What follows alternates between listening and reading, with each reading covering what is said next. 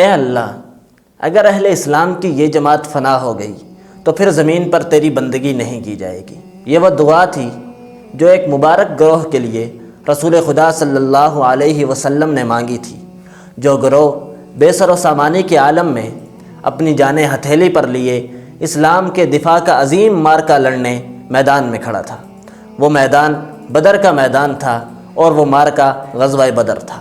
غزوہ بدر اسلام کا پہلا باقاعدہ اور منظم اقدامی معرکہ تھا جو 17 رمضان المبارک 2 ہجری کو بدر کے مقام پر لڑا گیا۔ غزوہ بدر اسلامی تاریخ کا اہم ترین واقعہ ہے جو حق و باطل کے درمیان کشمکش کے نتیجے کے طور پر معرض وجود میں آیا اور ایک عالمگیر انقلاب کا نقطۂ آغاز ثابت ہوا۔ غزوہ بدر میں ایک طرف حق رسول خدا صلی اللہ علیہ وسلم اور ان کے صحابہ کی صورت میں موجود تھا، تو دوسری طرف باطل ابو جہل اور کفار قریش کے لشکر کا روپ دارے کھڑا تھا۔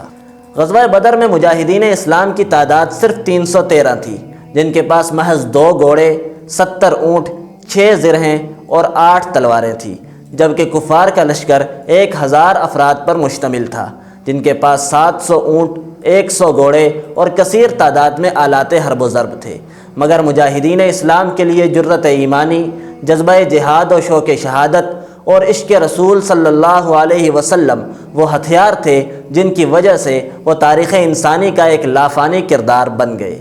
جب یہ 313 سرفروشان توحید کفر کے خلاف میدان میں برسر پیکار ہوئے تو خدا کی غیبی مدد نے فرشتوں کے پروں کی صورت میں اس ربانی لشکر کو ڈانپ لیا۔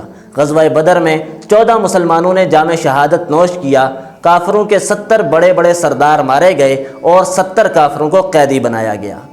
غزوہ بدر میں مسلمان بظاہر بے سر و سامان اور تعداد میں کم تھے، مگر ایمان اور اخلاص کی دولت سے مالا مال تھے۔ ان کے دل محبت خدا اور اطاعت رسول صلی اللہ علیہ وسلم کے جذبے سے سرشار تھے۔ نصرت خداوندی اور رسول اکرم صلی اللہ علیہ وسلم کی دعائیں ان کی شامل حال تھی۔ یہی وہ اسباب تھے جنہوں نے اس معرکے کو یادگار اور قیامت تک کے اہل حق کے لیے مشعل راہ بنا دیا۔